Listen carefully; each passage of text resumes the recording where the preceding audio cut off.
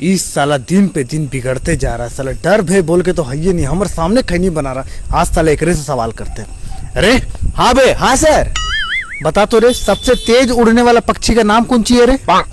Sir हाथी। अरे साला बगड़ा, हाथी है रे? कौन सी करता है रे तेरा बाप? सर मेरे पापा दाऊद का गैंग का शूटर है सर।